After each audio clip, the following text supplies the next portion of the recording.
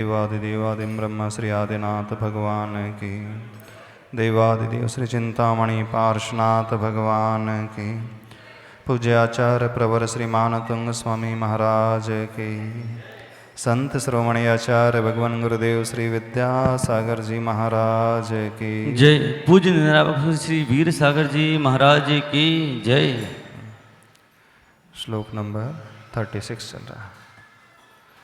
उन्निद्र हेम नव पंकज पुंज कांति पर्युल्लसन्नख मयोख शिखाभिराम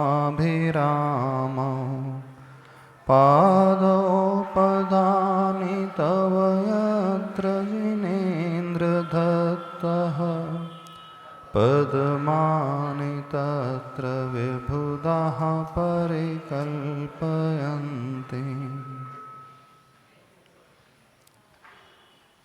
आचार्य प्रवर प्रभु की उस महिमा का वर्णन कर रहे हैं जिनका जब विहार होता है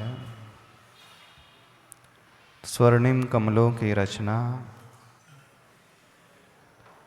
वह सौधर्मेंद्र कुबेर के माध्यम से कराता है। इस श्लोक के अर्थ को सर्वप्रथम देख लें। उन्निद्र हेम नव पंकज पुंज कांति पर्युल्लसन्नख मयूख शिखाभिराम। उन्निद्र, उन्निद्र का अर्थ होता है जो निद्रा से जाग चुका है, उठ चुका है। तो क्या कमल भी सोता है? हाँ, यानी जब मुरझाया हुआ कमल होता है तो वह सोया हुआ कमल माना जाता है, और जब पूर्ण रूप से खिल उठता है तो जागृत कमल माना जाता है।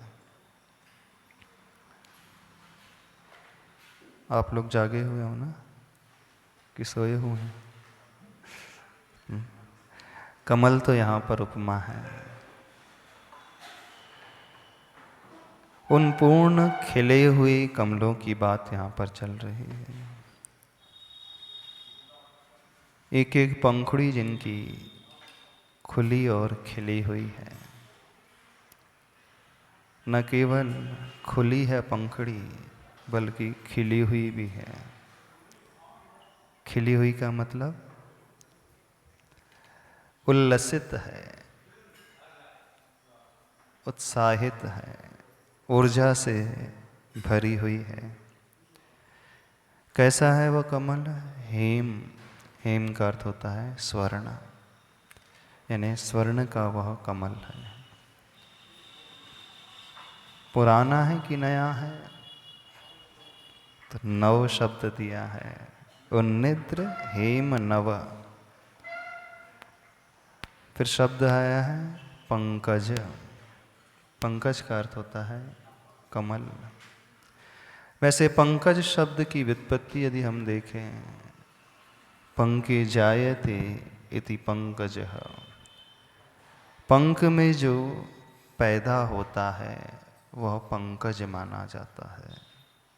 पंख का अर्थ होता है कीचड़। जो कीचड़ में जन्म ले लेता है वह पंकज माना जाता है। सर्वप्रथम इसके शब्दार्थ को देख ले, फिर इसके भावार्थ को हम समझने की कोशिश करें। हाँ बोलिए। महाराज श्री, एक जिज्ञासा बनती है कि जब भी कोई अच्छा कार्य होता है भगवान की, चाहे छत्र चंवर कुछ की भी बात करें, तो हमेशा स्वर्ण उच्च धातु की बात आती है। क्योंकि स्वर्ण भी एक वनस्पति कायक होता है, तो ऐसा उसने ऐसा कौन सा पुण्य? स्वर्ण वनस्पति कायक नहीं, पृथ्वी कायक होता है। पृथ्वी कायक का अंग होता है। तो महाराज श्री, उसने ऐसा कौन सा पुण्य किया होगा कि हर जगह भगवान के लिए उसका यानी कि उपयोग किया जाता है? अन्य धर्मों में ये मान्यता होती है जिस पत्थर से मंदिर बनता है वह पत्थर भी पुण्यशाली होता है, उसे भी पुण्य लगता है। जिस जल से अभिषेक होता है वो जल को भी पुण्य लगता हो। हाँ, जो वायु वहाँ पर बहती है वो वायु को भी पुण्य लगता हो। जो स्वर्ण चढ़ाया जाता है अथवा स्वर्ण के ऊपर विराजमान होते हैं, सिंहासन पे विराजमान होते हैं, तो उसे भी पुण्य लगता हो। अच्छे कार्य में प्रयोग हो रहे हैं ये बात अलग है, लेकिन पुण्य कर्म के उदय से यहाँ पर आ रहे हैं ये कथनचित समझा जा सकता है, लेकिन उसने कोई पुण्य नहीं मिलता है। जल को अभिषेक करो तो जल को पुण्य मिलने लगे। हाँ, वहाँ अग्नि का ही दीपक जल रहा है तो अग्नि का ही जीवों का पुण्य हो रहा हो उदय, ऐसा नहीं समझना। वहाँ पे जिस पृथ्वी को खोद करके मंदिर बनाया जाता है तो वो पृथ्वी का एक जीव को पुण्य लग रहा हो।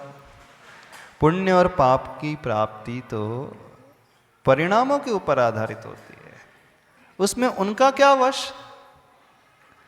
जो मंदिर बनाने में प्रयोग आ रहे हैं, पत्थर प्रतिमा को बनाने में प्रयोग आ रहे हैं, कई लोग ये तर्क रखते हैं कि जिस पत्थर से प्रतिमा बनाई जाती है उससे तो उस पत्थर को, पृथ्वी का एक जीव को बहुत सबसे ज़्यादा पुण्य किसे मिलता होगा, क्योंकि उसी पाषाण से प्रतिमा बनी है अथवा उसी धातु से प्रतिमा बनी है, तो उसको तो बहुत पुण्य हमेशा मिलता होगा। नहीं, उससे कुछ लेना देना नहीं है। ये तो मन वाला जीव है, पंचेंद्रीय जीव है, उसका प्रयोग करने लगा है, उसकी तो हिंसा ही हो रही है। उसको पुण्य कहाँ से मिलने लगेगा पत्थर को, उस धातु को, उस अग्नि को, उस जल को, उस वायु को? इससे कुछ सरोकार नहीं होता। मेरा ये कहना नहीं है हाँ कि उसको मिलेगा। हाँ। मेरा ये कहना है उसने पूर्व में तो ऐसा कुछ किया होगा कि उसी का प्रयोग क्यों किया गया। अच्छा अच्छा, पूर्व में पुण्य किया होगा, इस कारण मूर्ति बन गई। बेचारे की जान जा रही है और आप उसको पुण्य का उदय मान रहे। हाँ, ये मान्यता है ना वैष्णव संप्रदाय में है। बोले जिस पशु की बलि दे दी जाती है तो उसे स्वर्ग चला जाता है। बोले क्यों बलि दी गई? बोले भगवान के निमित्त से बलि दी गई है उसकी, तो स्वर्ग जाता है। क्यों? एक व्यक्ति मांस खा रहा है अपने घर में पशु को काट करके, और एक पशु की बलि दी जा रही है किसी देव अथवा देवी के समक्ष, तो जिसकी बलि दी जा रही है वो पशु स्वर्ग चला जाएगा? आप बता दो। कुछ पुण्य कर्म का उदय होगा उस पशु का कि वो देवी के चरणों में बलि को प्राप्त हो रहा है, मरण को प्राप्त हो रहा है, मारा जा रहा है, काटा जा रहा है, होगा। और एक जो है कसाई के हाथों से मारा जा रहा है, कत्ल खराने में, स्लॉटर हाउस में मारा जा रहा है, उसका पाप कर्म का उदय होगा। और जिसकी बलि चढ़ाई जा रही है उसके पुण्य कर्म का उदय। इस प्रश्न का उत्तर दे दो पहले, तो हम ये जानना चाहते हैं। क्यों? कुछ तो पुण्य होगा जो कसाई के हाथों से नहीं कट रहा है, स्लॉटर हाउस में नहीं कट रहा है। क्यों नरेंद्र जी, आप बोल रहे थे ना? हाँ, इस प्रश्न का उत्तर क्या होना चाहिए? अरे जी, पत्थर, एक पत्थर जो है जिससे कि हम सड़क बना रहे हैं, नाली बना रहे हैं, कुछ भी कर रहे हैं, और एक पत्थर जो है जिससे हम मंदिर बना रहे हैं, हाँ, तो उस पत्थर ने, क्योंकि उसमें जीव तो रहा पहले, हाँ, तो उसका कुछ जो शरीर काम में आ रहा है, ये माने, तो कुछ ना कुछ उसका तो पुण्य रहा होगा क्या? तो वही तो हम आपके प्रश्न का उत्तर बाद में देंगे। जिस पशु की बलि देवता के सामने दी जा रही है और जिस पशु को कत्ल खाने में काटा जा रहा है, देवता के सामने बलि दी जाने वाला पशु का कुछ ना कुछ पुण्य रहा तो और ज्यादा पाप होगा। क्यों? कारण यह है कि क्योंकि वो एक जीव का घात करके, जीव का तो घाती हो रहा है ना, बेचारे के तो प्राण जा रहे हैं। तो ऐसे ही यदि किसी पत्थर को काट करके कुछ बनाया जा रहा है जिनालय, तो उसका कुछ ना कुछ पुण्य रहा होगा। हाँ, ऐसा एक मत आ जाता है, ऐसी मान्यता है। जब अष्टपाहुड़ की टीका पढ़ रहे थे, उसकी टीका किसने लिखी जानते हो? नाम याद नहीं आ रहा है, क्या है? 6 पाहुड़ की उन्होंने टीका लिखी है, कोई भट्टारक है, उन्होंने इसे मेंशन किया इस रूप में। पर यदि सिद्धांत के अनुसार देखा जाए तो एक इंद्र का कोई पुण्य नहीं होता है। बेचारे के प्राण निकल रहे हो और आप बोल रहे हैं उसका पुण्य का होता है? ये तो व्यक्ति के ऊपर आधारित है, उसका उपयोग सदुपयोग कर रहा है अथवा दुरुपयोग कर रहा है, उसमें उसका क्या लेना देना? उससे कोई ना पुण्य मिलेगा। जैसे सैनिक है हमारे जी, हाँ जी, बॉर्डर पे जाके सेना में मतलब सुरक्षा करते करते मर जाता है। सैनिक अपनी इच्छा से जा रहा है, पहले बात तो समझो। सैनिक का स्वयं का परिणाम है, मुझे देश के लिए लड़ना है, देश की सुरक्षा करना है। जो तोप वहाँ पे चलाई जा रही है, बॉर्डर में खड़ी है, जिसमें मेटल प्रयोग किया है, लोहा प्रयोग किया, तो लोहे का कुछ ना कुछ पुण्य होगा। वो दुश्मनों को मार रही है, और एक लोहा जो भट्टी में जल रहा है जिससे लोग अपने ऐशो आराम में उपयोग कर रहे हैं, ठीक है ना? क्या नरेंद्र जी बताना? नहीं, अब वो बॉर्डर में लड़ रहा है, सारी तोपें बनाई गई हैं जिससे, सारी मशीन गन बनाई है जिसमें सारी पिस्तौल बनाई हैं, वो सुरक्षा कर रहा है कि नहीं शत्रु से। और एक वो लोहा है जिससे लोग गाड़ी बना करके अपने विश्व में वो उपयोग कर रहे हैं, वो काय में काम आ रहा है? किन व्यक्तियों को ढोने में काम आ रहा है? किस में आ रहा है? वो पंचेंद्री के विषयों में डूब करके कार्य कर रहे हैं और उस गाड़ी में बैठ करके ट्रैवल करते हैं। और एक वो लोहा है जो जिससे तोपें बनाई गई हैं, मशीन गन बनाई, पिस्तौल बनाई गई। तो कुछ ना कुछ तो अंतर होगा। दोनों पृथ्वी का ही है ना। महाराज श्री, एक जगह हम लोगों ने जब छोटे थे तब एक कविता भी पढ़ी थी, मुझे फेंक देना बनवाली उस पथ पे तुम देना फेंक, जिस पथ पर शीश चढ़ाने जाएं भारत माता के वीर अनेक। तो महाराज जी पुष्प भी तो एक वो चिंतन है कवि का। एक फूल जो है अर्थी पे चढ़ता है, एक फूल जो है प्रभु की चरणों में चढ़ता है, फूल दोनों एक ही जाति के फिर भी कितना, ये भजन है। हाँ समझना, पर इसमें उस फूल को जो अर्थी पे चढ़ रहा है उसको पाप लग रहा है, जो मंदिर में चढ़ रहा है उसको पुण्य, उसमें कुछ लेना देना नहीं है। ये तो कवि की कल्पना है, उस व्यक्ति की बात बताई गई है, पर उसमें फूल को ना पुण्य मिलेगा ना पुण्य।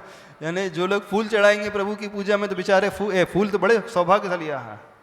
लोग सोचते हैं, बट तरह तरह से कल्पनाएं की गई हैं। वो फूल भी सोचता है मेरा कितना सौभाग्य कि मैं प्रभु के चरणों में चढ़ता हूँ, कल्पना है। और इस पर कहते हैं कि ये भूमि बड़ी पावन भूमि है, इस भूमि में ऐसे कार्य हुए होंगे, हुए हैं, तो ये भारत भूमि जैसे बोलते हैं कि यहाँ पर तीर्थंकरों ने जन्म लिया, तो भूमि है फिर। हाँ तो भूमि पावन जो है मिट्टी के कारण नहीं हुई है। भूमि पावन इस कारण कह रहती है कि उस भूमि का सदुपयोग साधकों ने, तीर्थंकरों ने, ऋषियों मुनियों ने किया, इस कारण भूमि पावन हो गई है। माटी के कारण भूमि पावन नहीं हुई है। और यही बात तो कह रहे हैं कि जो पाषाण है उसका उपयोग सार्थक सदुपयोग यदि मंदिर बनाने में हुआ है, तो जो उसमें पहले जीव रहा होगा, जिसका वो शरीर है वर्तमान में, जीव तो निकल गया, अजीब हो गया, लेकिन उसने कुछ ना कुछ ऐसा पुण्य कि उसका शरीर मरने के बाद भी, जैसे मनुष्य का शरीर कोई काम नहीं आता, लेकिन उसका शरीर तो कम से कम कुछ काम में आ रहा है। वही तो हम जो पाषाण बन रहा है, तो वही तो हम आपसे तर्क रख रहे हैं।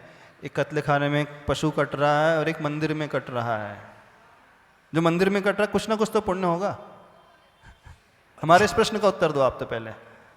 वो हिंसा को नहीं, कुछ ना कुछ तो कत्ल खा, एक स्लॉटर हाउस में कट रहा है और एक जो अन्य मत वाले हैं बलि चढ़ाते हैं, कुछ ना कुछ तो पुण्य होगा। नहीं क्यों?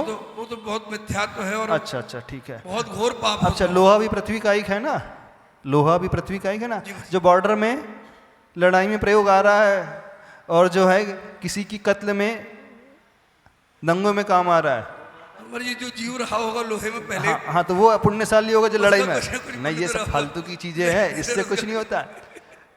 ऐसे ही बहुत सारे लोग ऐसा तर्क करने लगते हैं, जिस पाषाण से मूर्ति बनाई तो पाषाण पुण्यशाली हो गया। नहीं, जो भूमि पवित्र होती है उस भूमि की में साधना करने वाले जीवों के कारण पवित्र होती है।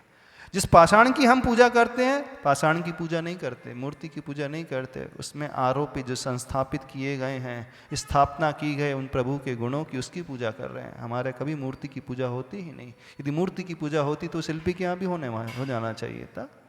पत्थर की पूजा होती ही नहीं, मूर्ति की पूजा ही नहीं अपने यहाँ। अपने गुणों की पूजा है। तो ना पत्थर पुण्यशाली है, ना पानी पुण्यशाली है, ना अग्नि पुण्यशाली है, ना वायु पुण्यशाली है, ना वनस्पति पुण्यशाली है, ना वो मार्बल पुण्यशाली है। कहने में तो आता है, लोगों को तर्कों के माध्यम से कुछ भी सिद्ध किया जाता है, पर ये ठीक नहीं है। श्रुत सागर सूरी जी ने 66 अष्टपाउड़ की टीका की, उसमें उन्होंने ऐसा मेंशन किया है कि वो पानी भी पुण्यशाली है, उन्होंने किया मेंशन, पर सिद्धांत के अनुसार देखा जाए तो बिल्कुल ठीक नहीं बैठता है, बिल्कुल ठीक नहीं। पुण्य तो तब लगेगा ना जब वो स्वतः ही कुछ कार्य करेगा अथवा स्वतः ही उसकी मंद कषाय होगी। अब किसी का गला कट रहा है, किसी को जलाया जा रहा है, वो सोचेगा मेरा कितना पुण्य कर्म का होता है, मुझसे भगवान मरने वाले। वो हमेशा जीव पीड़ित होगा। अब आप कहो कि सैनिक का भी कोई गला काटा जाता है तो उसे तो पुण्य लगता है, सैनिक स्वेच्छा से कार्य करता है। दोनों में बहुत अंतर है। सेना में भर्ती होने वाले, आर्मी में भर्ती होने वाले लोग हैं, वो देश के लिए शत्रु से लड़ते हैं और शहीद हो जाते हैं, तो उनको तो पुण्य मिलता है। अब कोई व्यक्ति किसी को दास बना ले, गुलाम बना ले, ठीक ना, अब हम उदाहरण दे रहे हैं, दास प्रथा थी प्रति गुलाम बना करके, अब तुमको बॉर्डर में जाकर के लड़ाई करना है शत्रुओं से, पुण्य मिलेगा उससे?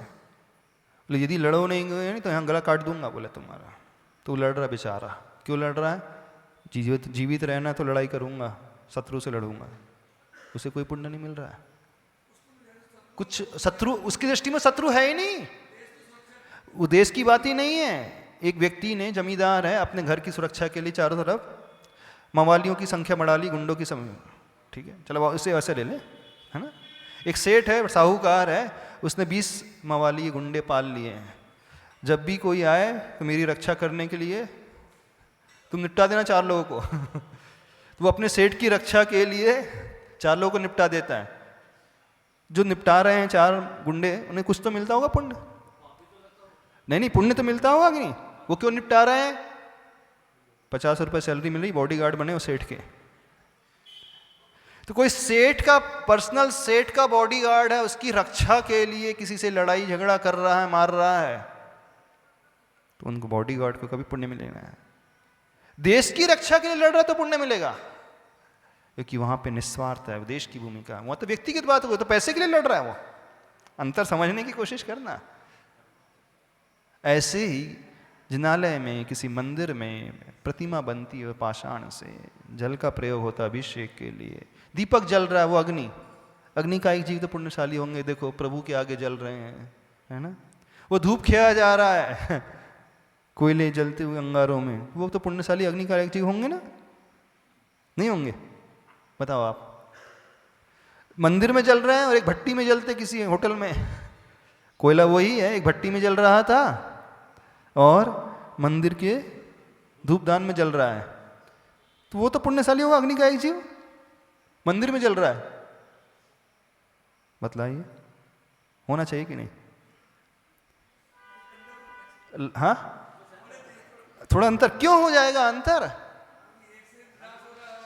तो जो प्रयोग कर रहा है उसके लिए पुण्य पाप की व्यवस्था है, ना कि जो जल रहा मर रहा बेचारा उसके लिए क्या हो रहा है अंतर समझो। इसमें उसने एक इंद्रिय को कुछ नहीं होता ऐसा, उसमें उसका क्या वश है? पुण्य और पाप जो है हमारे परिणामों के आधार पर, उसके भावों के आधार पर। एक इंद्रिय है तो उसके भी तो कुछ भाव होते हैं, भले मन से नहीं होते हैं, उसकी तो लिश्या होती है, उसकी तो कषाय होती है कि नहीं होती है? कि एक इंद्रिय की कषाय नहीं होती है, उसका भी क्रोध, मान, माया, लोभ, चारु कषाय, उसकी अशुभ लिश्या ही रहती है। बिना मन की भी अशुभ लिश्या होती है ना, मात्र मन वाले ही जीव की लेश्या होती है। योग कषाय अनुरंजित योग प्रवृत्ति, उसका नाम लेश्या है, न कि कषाय अनुरंजित मन की प्रवृत्ति का नाम लेश्या है। पहले तो समझो, कषाय से सहित योग यानी मन की एक्टिविटी, वचन की एक्टिविटी अथवा फिजिकल कायिक की एक्टिविटी। एक इंद्रिय है तो उसकी काय है, तो काय से जो एक्टिविटी योग हो रहा है, क्रियाएं हो रही हैं, उसकी उससे लेश्या बन जाएगी। क्षेत्र बदलने से भी संज्ञाओं में अंतर तो आता होगा। क्षेत्र बदलने से किस में अंतर आ जाता है? जो संज्ञाएं उसके अंदर चल रही हैं, 4 कषाय संज्ञा चलती है। हाँ, क्षेत्र बदलने से संज्ञाओं में अंतर आता है, नो डाउट। आप मंदिर में बैठे हैं, आहार संज्ञा उतनी तीव्र नहीं रहेगी, जैसी पूजा करके घर में जाके बैठे होंगे, इतने ही मान लीजिए 8 बजे आप मंदिर में रोज स्वाध्याय करते हैं, और जिस दिन मंदिर ना आना हो, सूतक सूर लग जाए, तो 8 बजे, अब वो दीपक जो मंदिर में 8 बजे नाश्ता कर लोगे कि नहीं? कर लेते हो? कर लेते हैं ना। तो आहार संज्ञा तो प्रतिदिन जागृत हो रही थी, लेकिन क्षेत्र मंदिर का था तो भी भूख नहीं लगती। जैसे बच्चे लोग आहार देते हैं ना मुनि महाराज को, जब तक मुनि महाराज को आहार नहीं दान देते हैं तब तक वो पानी भी नहीं पीते, बोले भूख नहीं लगती। लेकिन जैसे महाराज जी का विहार हो जाता है ना, सवेरे से शुरू हो जाते हैं, बोले पता नहीं महाराज जी क्या होता, हम रोज आहार कराने जाते हैं, उस समय कभी प्यास भी नहीं लगती, लेकिन जब तक आप लोग नहीं रहते हैं सवेरे से इच्छा होने लगती खाने पीने की। मंदिर में जो दीपक जलता है हाँ और एक सिगड़ी में जल रहा है, भट्टी में जल रहा है, हाँ। तो उसका क्षेत्र बदल गया है, हाँ। तो क्या उसकी संख्या में कुछ अंतर आ जाएगा? ये अंतर किस अपेक्षा से? जो सोचने वाला होगा उस अपेक्षा से। तो अग्नि तो जल नहीं है, उसको तो कहीं भी अग्नि जलेगी। नहीं तो अग्नि की संज्ञा में अंतर नहीं आएगा, ज्वलनशीलता में अंतर आ जाएगा। हवा वाले स्थान में जलाओगे तो अधिक जलेगा, कम वाले में स्थान में जलाओगे तो उसमें उससे कुछ लेना देना नहीं है। ये सब परिणामों की जो बात है उसके लिए होती है क्षेत्र परिवर्तन से, यानी स्वेच्छावश जो मन पूर्वक करने वाला है। एक इंद्रिय की मर्जी स्वेच्छा क्या माने उसको? तो कसाएं जो चल हाँ रही तो, है उसकी, हाँ, वो तो अंतर तो आता है संज्ञाओं हाँ, में, बस। पर उसके लिए मंदिर हो अथवा कोई अच्छा ऐसा स्थान हो जाए तो उसको सेम रहेगा, उसमें कोई अंतर नहीं रहेगा उस अपेक्षा से। उससे कुछ नहीं। हाँ, कथनचित उस अपेक्षा से कह सकते हो। उसके निमित्त से बहुत सारे लोगों को भी उसके निमित्त से नहीं। अब जैसे अंतर इस अपेक्षा से कह सकते हैं, जैसे तीर्थंकर का जब जन्म होता है तो तीनों ही लोक में उस समय शांति हो जाती है। जहां महापुरुष बैठ जाते हैं उनके ऑरा का प्रभाव इतना अच्छा होता है कि वहां पॉजिटिव वाइब्रेशन आने लगती है। अब वो कहीं और था तो वहां जहां नेगेटिव वाइब्रेशन थी तत्संबंधी अंतर आ जाएगा। भली वो एक इंद्रिय है, जहां नेगेटिव वाइब्रेशन थी और एक पॉजिटिव वाइब्रेशन मंदिर में बैठे गया है, तत्संबंधी अंदर आया प्रभु के लिए, प्रभु के कारण, इस बात उसकी उनकी एनर्जी के कारण। जैसे प्रभु के निकट आकर के बैठते ही व्यक्ति को पॉजिटिविटी फील होने लगती है, तो उसमें उसका कुछ नहीं है, स्वयं का, व्यक्ति का। किसका प्रताप है? भगवान की उन प्रतिमा का प्रताप है। तो तत्संबंधी अंतर आ सकता है इस अपेक्षा से, इसको इस हिसाब से लेना। पर जो जल रहा है, जो मर रहा है, भले ही वो प्रभु के लिए मंदिर में जल रहा है तो उसको पुण्य नहीं बनेगा, उससे लेना देना नहीं। जलते समय, मरते समय परिणाम कैसे हैं, उसकी कषाय कैसी है, उसकी लेश्या कैसी है, उस पर पुण्य और पाप का बन का जो भी निर्धारण होता है। महाराज श्री एक बात और कहे, मान लो अंधेरा है इस गर्भालय में, एक दीपक जलाया है मिट्टी तेल का उजाले के लिए, हाँ। और एक दीपक जलाया है हमने घी का आरती के लिए, हाँ। तो निमित्त भी तो कुछ कार्य करता होगा। हाँ, तो आप क्या कहना चाह रहे हो? तो मेरा ये है कि उसका कुछ पुण्य है, कुछ यानी कि किसका पुण्य है? जलाने वाले का पुण्य और पाप है, न कि दीपक का पुण्य और पाप है। समझो तो सही, दीपक का कौन सा पुण्य पाप है? 10,000 रुपए हैं आपके पास, अब आप 10,000 रुपए को गुल्लक में डाल रहे हैं सीधे, और दूसरे दिन 10,000 रुपए हैं आपके पास, आपने जाकर के सामग्री खरीद ली, टीवी खरीद ली। अब जो नोट अथवा जो सिक्का, सपोज 10 का सिक्का, चलो अब गुल्लक में डाला जा रहा है, वो भी पृथ्वी का ही है, तो जो गुल्लक में उसका तो पुण्य होगा, और जो 10 का सिक्का दुकान में चलाया जा रहा है उसका पाप का उदय। क्यों? जो गुल्लक में डाला जा रहा है 10 का सिक्का, उसका पुण्य का उदय, और जो किसी दुकान से परचेसिंग किया जा रहा है, कोई वस्तु को खरीदा उसका पाप का उदय, ऐसा मान लें। क्यों? समझो आप, हो जाएगा। तो जितने भी गुल्लक में रुपया चमक रहे हैं, सिक्के चमक रहे हैं, बढ़िया खुश होते होंगे, है ना? ये कवि की कल्पना है। कवि तो कल्पना के रूप में कह सकता होगा, क्या देखो वो सिक्का भी सोचता है कि मेरा भी कितना आज अहोभाग्य कि मैं प्रभु चरणों में चढ़ा हूं। वो मार्बल, वो भी सोचता हो कि मेरा अहोभाग्य कितना, मैं वेदी के रूप में प्रयोग आया हूं। न मार्बल सोचता है, न कुछ सोचता है, कवि सोच रहा है, लेखक सोच रहा है। लेखक तो अपनी लेखनी के माध्यम से, कवि अपनी कल्पना के माध्यम से तो तिनके से भी बुलवा देता है, माटी से भी बुलवा देता है, क्या बात है, फूल से भी बुलवा देता है, फूल की भी विचारधारा करवा देता है। तो इसमें उस फूल का, उस माटी का, उस तिनके का कुछ लेना देना नहीं, कवि की, लेखक की कल्पना है। नमस्ते महाराज जी। महाराज जी, एक इंद्रिय का तो कथनचित अपन बोल रहे हैं, लेकिन कोई शिल्पी अगर संसार की मूर्तियां बना रहा है और एक शिल्पी जिनेंद्र भगवान की मूर्ति को गढ़ रहा है, तो कथनचित उसका पुण्य हो सकता है क्या? मूर्ति बनाते समय सोच क्या रहा वो तो आजीविका के लिए बना रहा है, तो कोई पुण्य नहीं लगेगा उसको, नहीं लगेगा। यदि वो सोच रहा है कि मेरा अहोभाग्य, मेरे इस कार्य से कितने लोगों का भला होगा, तो पुण्य लग जाएगा। वो ये सोच रहा है 1,000 रुपये डेली मिलने वाला है, इस कार्य में बना रहा हूँ, कोई पुण्य नहीं मिलेगा उससे। लेकिन ये सोच रहा है मेरे इस कार्य से जितने लोग प्रभु का दर्शन करेंगे भगवान बनने के बाद, वो अहोभाग्य मानेगा तो उसको पुण्य मिलने लगेगा। 3 शिल्पी होते हैं, एक सोच रहा है कि मैं तो मजदूरी कर रहा हूँ, पत्थर काट तोड़ रहा हूँ, एक मजदूरी कर रहा हूँ, पेट भर रहा हूँ, पापी पेट का सवाल है। दूसरा शिल्पी सोच रहा है मजदूरी के लिए, तीसरा शिल्पी सोच रहा है मैं भगवान बना रहा हूँ। तीनों के परिणाम में जमीन आसमान का अंतर है। तो एक पापी पेट के लिए कर रहा है, उसे कोई पुण्य नहीं लगेगा। एक गधा है, चंदन की लकड़ी के ढेर को उसके ढेर को, गठरी को ढो रहा है, और एक दूसरा गधा है बबूल की लकड़ी के ढेर को ढो रहा है। बताओ दोनों की स्थिति। सुगंध तो आएगी ठीक है, लेकिन वजन में कोई कमी आ जाएगी? वजन में कोई कमी आ जाएगी? वो बोलेगा हाँ मेरे पुण्य कर्म का उदय, आज चंदन की लकड़ी का ढेर मुझे मिला, पर वजन तो उतना ही है। उसको सुगंधी उसको दुर्गंधी से क्या लेना देना?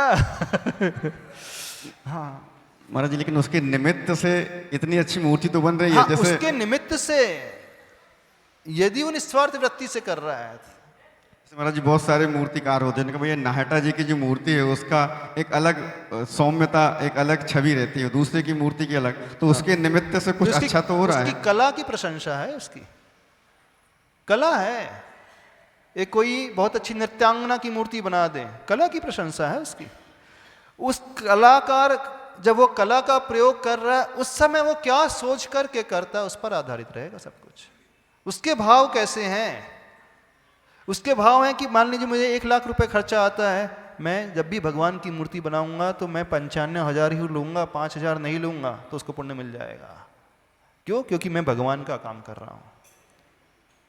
और वो किसी के घर का डेकोरेशन कर रहा है तो उसके भाव नहीं आएंगे। यदि उसके भाव आ रहे तो लग जाएगा पुण्य से, तो उसके भावों पर आधारित है।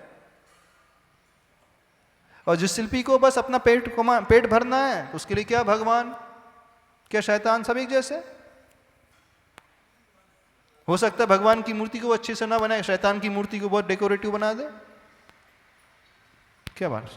महाराज जी एक जिज्ञासा और थी कि एकेंद्र जीव और निगोदिया जीव जब कोई कौन सा पुण्य कार्य करते हैं, मतलब उनका पुण्य कर्म कौन सा होता है जब वो उत्तरोत्तर गति पर जाते हैं? क्योंकि वो तो आपने कहा कि उनकी कसाय हमेशा अशुभ रहती है। हाँ, रहती तो अशुभ है। आप सब लोगों को गुस्सा आता है? चलो सबसे पूछ रहे हैं, सबको आता है ना गुस्सा? जब क्रोध आता है तो उस समय क्रोध कषाय तो अशुभ कषाय है ना। अब सभी लोगों को क्रोध आ रहा है, लेकिन क्रोध की भी तो वैरायटी होती है कि नहीं? कि नहीं होती? होती ना।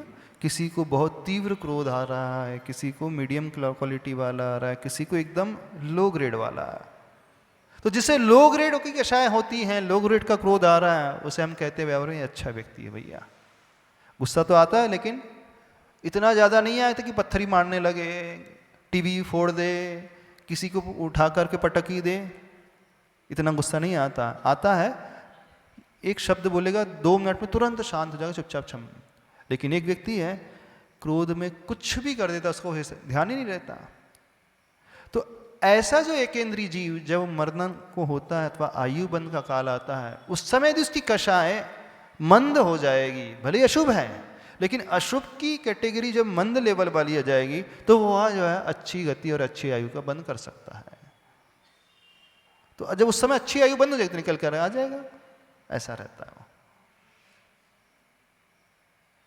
1 इंद्री, 2 इंद्री, 3 इंद्री, 4 इंद्री, असंगी, पंचेंद्री तक धर्म आदि कुछ होता ही नहीं, श्रद्धा आदि कुछ होता ही नहीं, होती नहीं। सिर्फ वहाँ कषायों के अनुसार सब कुछ चलता रहता है। भविष्य की जो यात्रा है, भविष्य के भवों में जाना है, उस पर डिपेंड होता है वो। ठीक है, आगे बढ़े अपन। उन्निद्र हेम नव पंकज पुंज कांति। कैसे पंकज हैं? नव नए पंकज यानी कमल। कमल क्या होते हैं? कैसे, कहाँ खिलते हैं? कीचड़ में खिलते हैं। पंक का अर्थ होता है कीचड़। जो पंकी यानी कीचड़ में पैदा होए, जन्म ले, तो उसे पंकज कहा जाता है। तो कमल का जन्म कीचड़ में होता है इसलिए। पुंज का अर्थ है समूह, कांति यानी उसकी आभा, शोभा। पर्युल्ल सन्नख मयूख शिखाभिरामो। पर्युल जो शब्द लिखा है, परि उपसर्ग लगा है, उल्लसन यानी उल्लसित हुए हैं, पूर्ण रूप से विकसित हैं, बहुत अच्छे हैं, ऐसी कांति वाले। एक कमल नहीं, कमलों का पुंज लिखा है, यानी कमलों का समूह है, बहुत सारे कमल। कितने कमल? 225 स्वर्ण कमलों की रचना। कैसे कमल? स्वर्णमयी कमल, पुराने बासे नहीं, नए नवीन कमल, मुरझाए नहीं, खिले हुए उन्निद्र। हाँ, सोने में बासा ताजा, हाँ हो जाता है। तुरंत पॉलिश करके आया हुआ है सोने की झारी, 1 महीने यूज़ हो गई है वो सोने की झारी, अंतर तो आ जाता, शाइनिंग में नहीं आ जाता। हाँ हाँ, यानी फ्रेश, एकदम अच्छा, नया नया अच्छा कमल, यानी जो स्वर्ण हमने प्राप्त किया था, रॉ मटेरियल के रूप में खदान से लिया था, सिल्ली के रूप में अथवा बिस्किट के रूप में, 24 कैरेट वाला है, लेकिन उससे सिर्फ कमल ही बनाया है, रीयूजेबल नहीं है वो। हाँ, जैसे आप कंगन है उसको गला करके हार बना लेते हो, हार को गला करके नेकलेस बना लेते हो, चाहे चेन बना लेते हो, ब्रेसलेट बना लेते हो, कभी जो पसंद आया, तो रीयूजेबल नहीं है वो, होता है वो तो एक ही बार बनेगा, बस सुवर्ण कमल के रूप में ही रहेगा, और एकदम सुंदर नया अच्छा अभी बन करके जो आया है फ्रेश, नहीं पुराने नहीं है, ऐसे वो कमल। और एक कमल नहीं, 225 कमल हैं, उनका समूह पुंज, उनकी कांति कैसे? पर्युल्लसन, परिधन उल्लसन, उल्लसित यानी खुले हुए, खिले हुए। कैसे? नख जिनके हैं, मयूख यानी उनके किरणों, मयूख का अर्थ होता है किरण, और शिखा यानी किरणों की शिखाओं से, अभिरामो यानी अभिराम यानी मनोहर हैं। कैसे? किसके लिए कहा जा रहा है? नीचे की पंक्ति में कहा है, तीसरे चरण में जिनेंद्र संबोधन है। तीसरे चरण में देखो, पादौ पदानि तव यत्र, जिनेंद्र शब्द आया है ना, जिनेंद्र के बाद एक साइन ऑफ एक्सक्लेमेशन है ना, यानी संबोधन वाचक चिन्ह है, यानी संबोधन का प्रयोग किया है। तो आचार्य प्रवर किसकी भक्ति कर रहे हैं? आदिनाथ भगवान की भक्ति कर रहे हैं। तो वे आदि प्रभु कौन हैं, कैसे हैं? जिन है?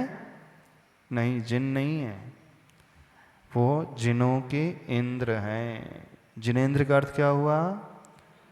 जो जिनों में भी इंद्र होते हैं, यानी इंद्र का अर्थ होता है स्वामी, प्रमुख, मुखिया। जिन तो सभी हो सकते हैं, लेकिन जिनों का इंद्र अलग होता है। सामान्य केवली भी जिन होते हैं, जिन्होंने 4 घातिया कर्मों को नष्ट कर दिया, अपनी बुराइयों को, अशुभ कर्मों को नष्ट कर दिया, अपनी आत्मा से अलग कर दिया, वो मुख केवली, वो उपसर्ग केवली, वो सारे के सारे केवली जो हैं जिन तो हो गए, लेकिन वो जिनेंद्र नहीं होते।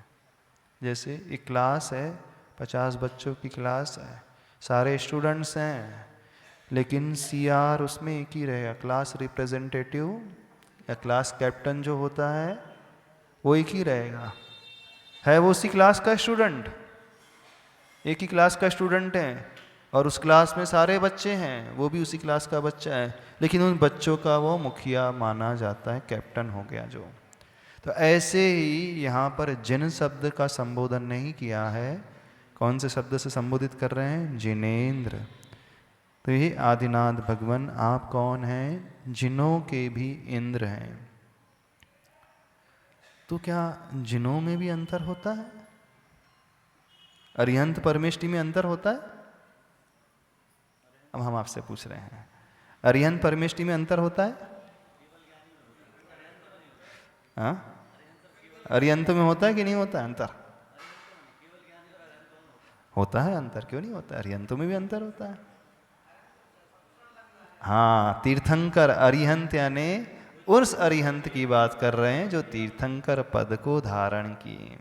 और जो अन्य केवली होते हैं, सामान्य केवली है तो वो अरिहंत, तीर्थंकर भी अरिहंत, वो भी अरिहंत उस अपेक्षा से। लेकिन जिनका समाव शरण लग गया वो उन अरिहंतों में भी प्रमुख अरिहंत वो जिनेंद्र होते हैं।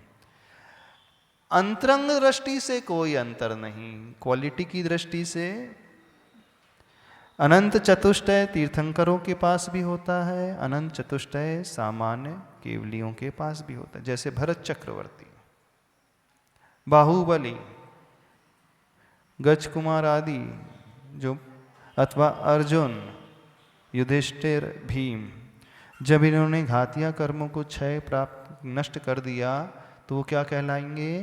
क्या कहलाए? अरिहंत परमेष्टि।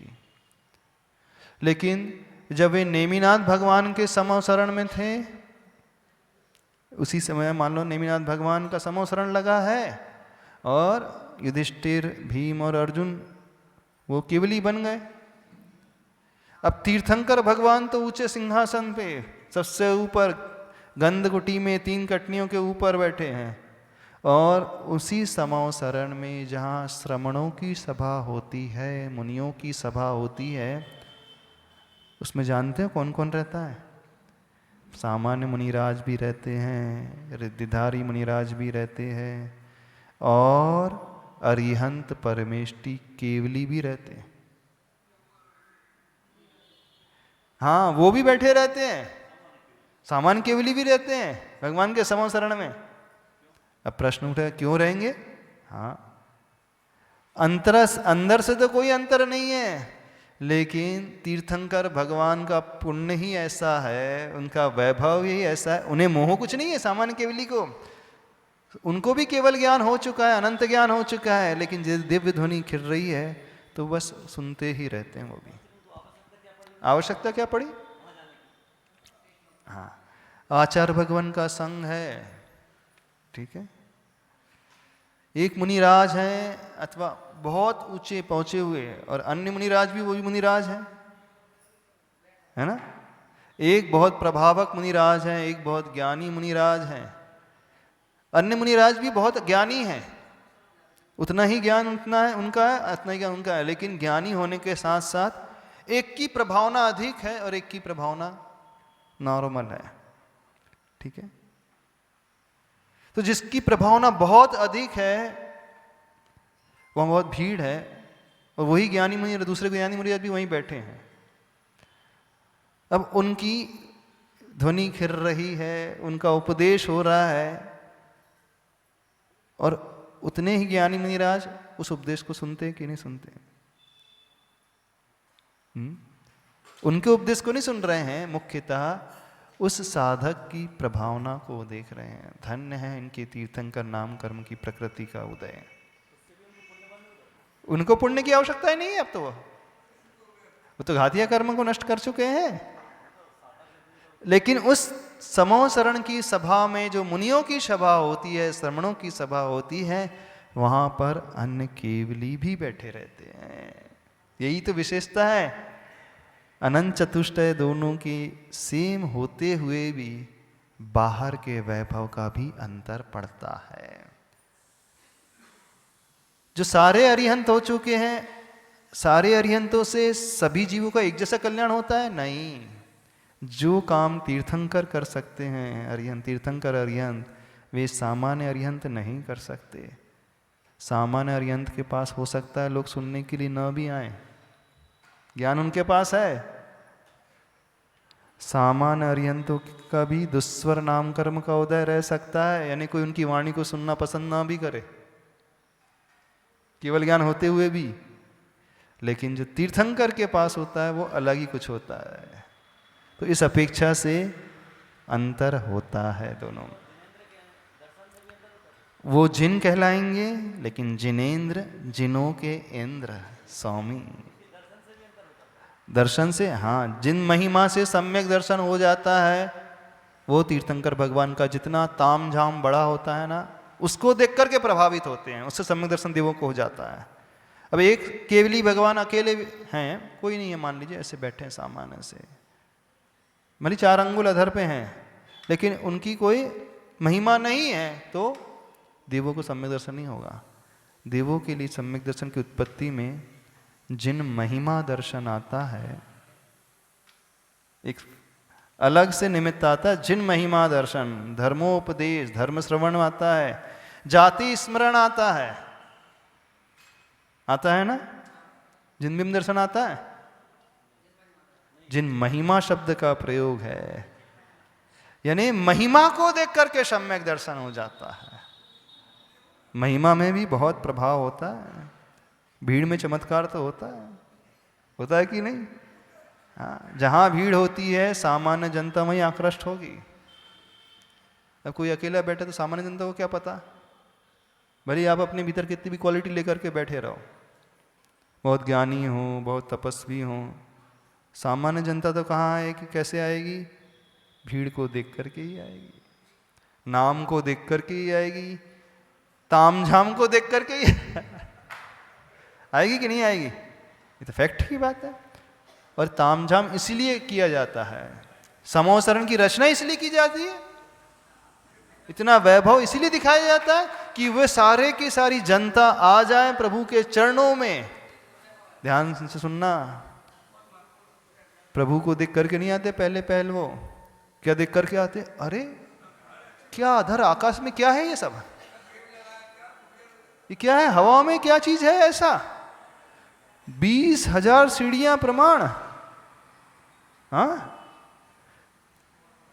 5,000 धनुष ऊपर, 20,000 हाथ, इतनी ऊपर आकाश में क्या रचना हो रही है?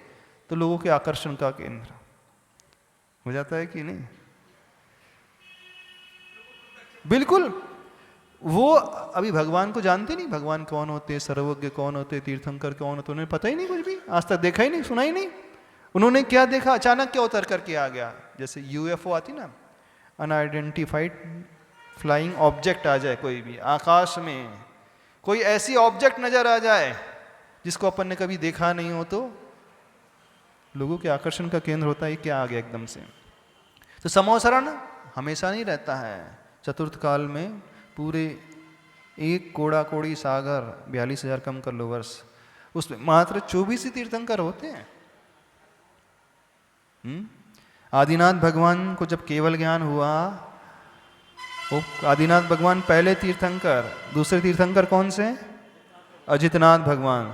तो आदिनाथ भगवान से अजितनाथ भगवान में कितना गैप था जानते हो? कोई बता सकता कितना अंतर था? पहले तीर्थंकर से दूसरे तीर्थंकर के बीच में कितना अंतर पता है किसी को? कितने साल के बाद अजितनाथ भगवान हुए? नहीं पता। आधा चौथा काल बीत गया, पूरा 50% टाइम बीत गया। एक कोड़ा कोड़ी सागर का चतुर्थ काल होता है 42,000 वर्ष, माइनस कर दो।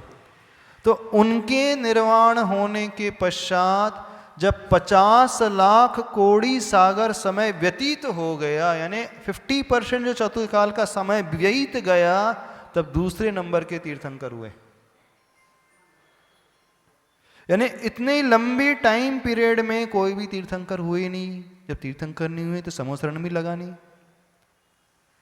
तो समोसरण लोगों ने सिर्फ शास्त्रों में पढ़ा होगा, मुनियों से सुना होगा, लेकिन होता क्या है साक्षात देखा ही नहीं। तो बहुत विरला अवसर मिलता है समोसरण को देखने का। तो जैसे ही समोसरण की रचना आकाश में नजर आने लगी तो लोगों के मन में आकर्षण का केंद्र पैदा हो गया, क्या है भाई? तो उस महिमा को देख करके आकृष्ट होते हैं। मुनि महाराज का विहार हो रहा है सामान्य से, और बैंड बाजे के साथ, लाव लश्कर के साथ हजारों जनता की संख्या में जनता चल रही है। जैसे आचार्य भगवान जब का प्रवेश होता है बैंड बाजे के साथ हजारों की संख्या में, तो क्या जैन क्या अजैन, सबके मन में क्यूरियोसिटी पैदा हो जाती नहीं, कौन आ रहा है भाई? सब लोग देखने लगते हैं कौन आ रहा है, पूछने लगते हैं, चर्चा करने लगते हैं। कब उनके मन में ये बात आती है? जब इतने बैंड बाजे को देखते हैं, इतनी प्रभावना को देखते हैं, इतने लाव लश्कर को देखते हैं, और एक सामान्य से मुनिराज, दो मुनिराज चुपचाप आ जाए, दो लोगों के साथ विहार करते हुए गांव में आ जाए, तो क्या होगा? सामान्य जनता को पता चलेगा। एक ढोल बज रही है धीरे धीरे, पता चल देगा? पता ही नहीं चलेगा कौन आया कौन चला गया, पता ही नहीं चलता। तो पहला जो इंप्रेशन होता है वो किससे होता है? कहा जाता है ना, first impression is the last impression. पहले इंप्रेशन का बहुत महत्व होता है। प्रथम दर्शन का महत्व भी होता है कि नहीं होता? और वही इंप्रेशन, वो पहला दर्शन एकदम तामझाम के साथ हो तो वो कुछ अलग ही भाव दुनिया वालों के मन में पैदा कर जाता है। इस कारण देखना, जिनेंद्र और जिन वो सामान्य केवली, अंतरंग क्वालिटी में कोई डिफरेंस नहीं है, लेकिन डिफरेंस है बहिरंग वैभव को लेकर के। तो जिनेंद्र का अर्थ हुआ तीर्थंकर भगवान, उन मुनियों के भी समूह के वो राजा मुखिया हैं, और अन्य केवली हैं उनकी अपेक्षा भी। तो यहाँ पे संबोधन आचार्य भगवान ने क्या किया? जिनेंद्र। तो दूसरे पंक्ति का जो अर्थ हम बता रहे थे, पर्युल्लसन्नख मयूख शिखाभिरामो पादौ पदानि तव यत्र जिनेंद्र दत्तः। हे जिनेंद्र, जब आपके पादव यानी दोनों चरण कमल, पदानी दोनों चरण कमल, तब आपके जहाँ दत्त यानी रखे जाते हैं, उन चरण कमलों में से, इन चरणों में रहने वाले जो नख हैं, नखों की जो कांति है, वो किरणाओं के कारण क्या कहा गया है? सब ओर से प्रकाशमान नखों की किरण शिखाओं के कारण मनोहर है। क्या मनोहर हो गए? प्रभु के चरण मनोहर हो गए? नहीं, प्रभु के चरणों में रहने वाले नखों की कांति से वे स्वर्ण कमल जो हैं अभिरामों प्रतीत हो रहे हैं। यानी जिन स्वर्ण कमलों में प्रभु आपके चरण हैं, आपके चरण रखने से उन स्वर्ण कमलों की कांति बढ़ गई। स्वर्ण कमलों से प्रभु के चरणों की कांति नहीं बढ़ी।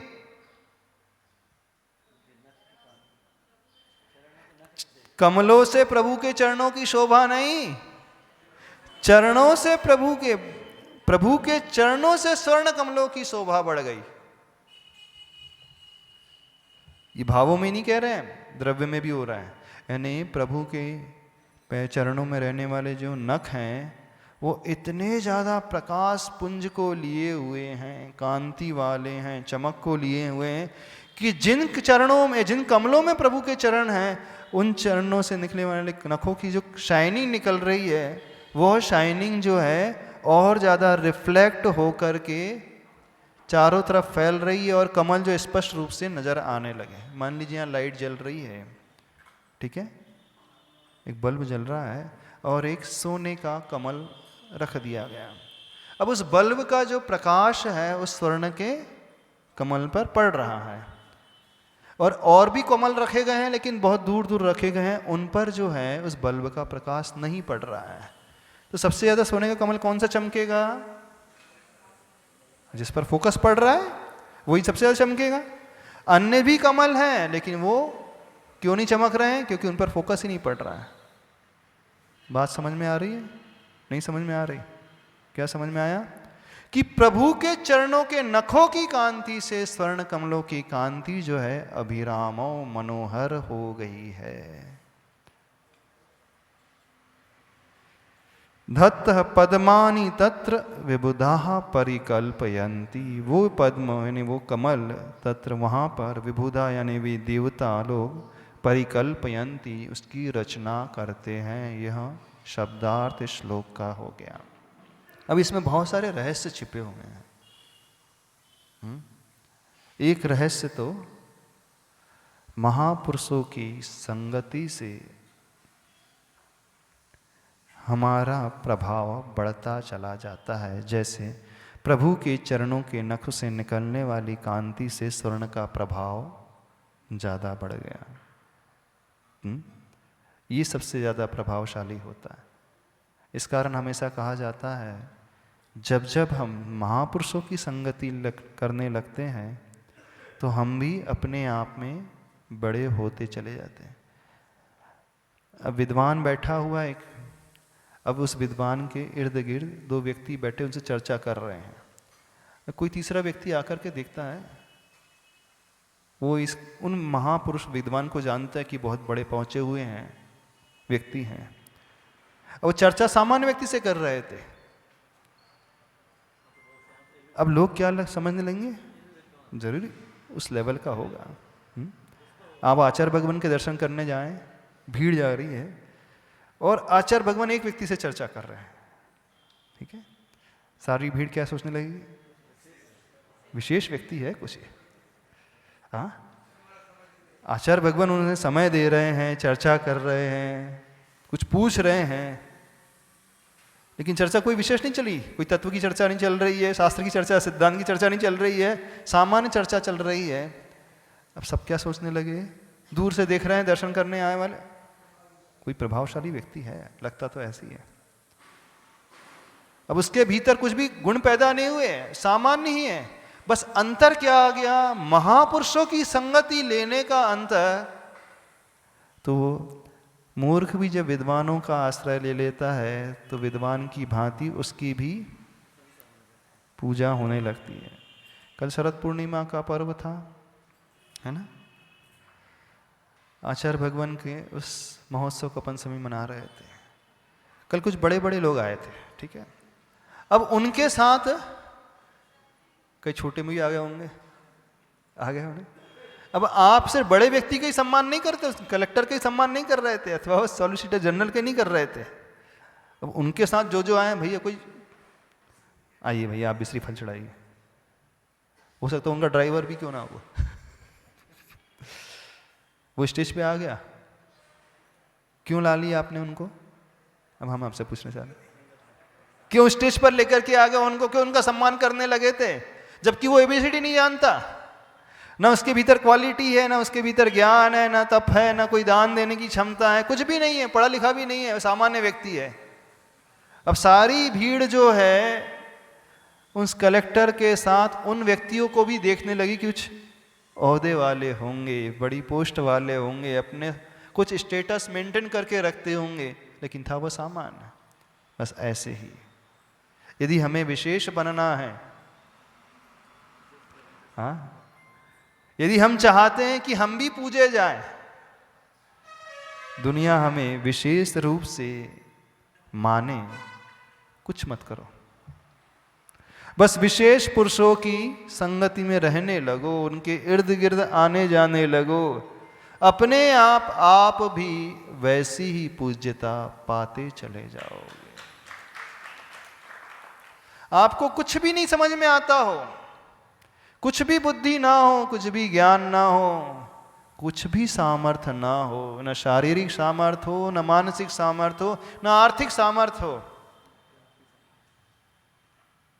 अरे जब जड़ वस्तु की कीमत प्रभु के चरण रखने से बढ़ सकती है, जिसके भीतर मन नहीं, कुछ नहीं है, जब उसकी कांति प्रभु के चरण रखने से बढ़ सकती है, तो आप सब तो चेतन हो, नहीं हो चेतन? आप सब तो मन वाले हो। तो एक बात कहना है, भले ही हमें कुछ ना आता हो, कुछ समझ में भी ना आता हो, भले ही पूजा करना ना आता हो, भले ही श्लोक पढ़ना ना आता हो, भले ही मंत्र पढ़ना ना होता हो, भले ही शास्त्र नहीं पढ़ सकते शास्त्र की पंक्तियों को, बस प्रभु के निकट आते चले जाओगे तो अपने आप सम्मानित होते चले जाओगे। अब कमल ने क्या किया? कमल ने कुछ नहीं किया, जो किया प्रभु के चरणों ने किया। हम कमल की बात करें तो अब कमल नाम के व्यक्ति को देखने लगे। हाँ। हम उस स्वर्ण कमल की बात कर रहे हैं, जिस स्वर्ण कमल के ऊपर प्रभु के चरण रखे गए। उस स्वर्ण कमल ने क्या किया? बोले कुछ नहीं किया। किया? कुछ नहीं किया। जो कुछ भी किया प्रभु ने किया, प्रभु के चरणों ने किया। कार्य वो करते हैं, सम्मानित कमल हो रहा। साधना वो कर रहे हैं, लाभ कमल को मिल रहा है, नहीं मिल रहा है। बस ये ही सबसे बड़ा सिद्धांत है, सबसे बड़ा रहस्य है। यदि हम ऊपर उठना चाहते हैं, यदि हम कुछ पाना चाहते हैं, सामर्थ्य न होते हुए भी यदि हम बड़ों का आश्रय ले लेंगे ना, तो बड़ों का आश्रय लेते ही हमारा भी कल्याण अपने आप होता चला जाएगा। हम कुछ ना भी करें तो हो जाएगा, एक ना एक दिन अपने आप हम उस योग्यता को पा जाएंगे, उस सामर्थ्य को पा जाएंगे जो आज नहीं है, प्रकट नहीं हो पा रही है। क्योंकि सामर्थ्य सबके भीतर है, लेकिन सबकी दबी हुई है, छिपी हुई है, ढकी हुई है। जैसे ही बड़े पुरुषों का, महापुरुषों का सानिध्य मिलता है, जो छिपी हुई सामर्थ्य है ना, वो स्पष्ट रूप से निखर करके, प्रकट हो करके सामने आ जाती है। इसलिए सबसे कह रहे हैं, जीवन में हमेशा संगति जो है महापुरुषों की अवश्य करना चाहिए। तब कहीं जाकर के हम सबका विकास हो पाएगा, अन्यथा विकास नहीं हो पाएगा। भले आज आपको लगता है कि हम कुछ नहीं कर सकते, चिंता नहीं करना। आपको लगता है मैं पढ़ना भी नहीं आता शास्त्र, चिंता मत कर लेना। आपको लगता है मैं पूजा भी ढंग से करना नहीं आता है, जाप देना भी नहीं आता है, मंत्र पढ़ना नहीं आता है, कोई आवश्यकता नहीं चिंता की, टेंशन लेने की आवश्यकता ही नहीं। बस आते चले जाओ, जुड़ते चले जाओ, एक दिन अपने आप ऊपर उठते चले जाओगे। आपने प्रत्यक्ष में उदाहरण देखा भी होगा ना, आचार्य भगवान जैसे महापुरुष से आप जुड़ते चले गए। आप लोगों ने कुछ किया? क्यों बताओ, कुछ किया आप लोगों ने? कैसे बढ़ गए आगे? कैसे बढ़ गए? हाँ, तो वो चुंबक की भांति है, लोहे को कुछ नहीं करना पड़ता है। चुंबक की इतनी शक्ति है कि अपने आप लोहे को वो खींच लेता है। बस खींचता तब है जब उसकी रेंज में आएंगे, रेंज से दूर रहेंगे तो नहीं खींच पाएगा। दूसरी बात, खींचता कब है? रेंज में आने पर भी कई बार नहीं खींचता है, चिपकता नहीं है वो। कुछ बीच में ऑब्स्टेकल आ जाए, व्यवधान आ जाए, नहीं चिपकता। अथवा पारसमणि जो लोहे को स्पर्श करके स्वर्ण बना देती है, लेकिन जंग लगे लोहे को नहीं बनाएगी। इस बात को ध्यान रखना, जंग वाले लोहे को नहीं सोना के रूप में परिवर्तित करेगी। यदि हम चाहते हैं कि लोहा सोने में बदल जाए, तो पहले क्या करना होगा? जो ऊपर जंग लगी है लोहे में, उसे निकालना होगा। यदि हम चाहते हैं कि हमारी आत्मा जो है स्वर्ण में बदल जाए, चाहते हो ना सभी? नहीं चाहते। पारसनाथ भगवान कैसे हैं? पारसमणि की बात। लेकिन आत्मा में बड़ी जंग लगी है अभी। सबकी आत्मा में नहीं लगी जंग? बहुत मोटी लेयर है जंग की भी। जंग की भी लेयर होती है। हाँ, पुरानी जंग है, मोटी लेयर है, गहरी जंग लग जाए तो सोने में नहीं बदलेगी। तो यदि प्रभु से कुछ पाना चाहते हो, अपने आत्मा रूपी कमल को, आत्मा रूपी लोहे को स्वर्ण में बदलना चाहते हो, तो जंग हमें स्वयं उतारना होगा। अब जंग भगवान नहीं उतारेंगे। अब आप समझो, आप कहो कि नहीं हमारी जंग भी प्रभु ही घिस दें, हाँ, हमारे लोहे को भगवान ही घिस दे, जंग निकाल दे, अलग कर दे, फिर सोने में बना दे, नहीं, वो नहीं करेंगे। ये पुरुषार्थ तो स्वयं को ही करना पड़ेगा। कर पाओगे? सबकी लेयर बड़ी मोटी तगड़ी है, बहुत पुरानी है, और जितनी पुरानी हो जाती है उसे निकालना बड़ा कठिन होता है। हाँ, लोहे गला दिया, हाँ, उसको निकालना बड़ा कठिन होता है। क्यों लालू भाई, होता है ना कठिन? कैसी अपनी जंग कैसी लगी? छोटी है, मोटी है? क्या पूछना है? नमोस्तु महाराज श्री। अभी आपने बताया कि बड़े लोगों के संपर्क में आने के बाद अब खुद भी खास हो जाते हैं।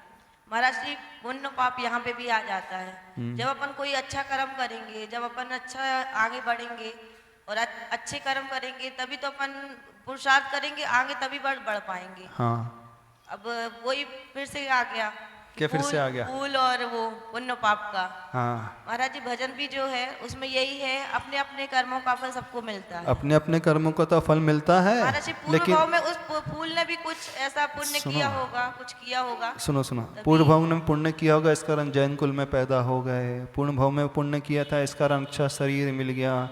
पूर्व भाव में पुण्य किए थे, इस कारण सैपुरा में जन्म ले लिया। पूर्व भाव में पुण्य किया था, इस कारण चतुर्मास मिल गया। पूर्व भाव में कुम पुण्य किया था, दुकान चल रही है। लेकिन पुरुषार्थ वर्तमान में करना पड़ेगा गुरु के पास आने के लिए। हाँ, हाँ, पूर्व भाव के पुण्य से आचार्य भगवान का समागम सैपुरा में मिल गया, लेकिन आचार्य भगवान के चरणों तक पहुंचने के लिए पुरुषार्थ करना पड़ेगा। ये पुण्य से नहीं पैर अपने आप चलने लगेंगे।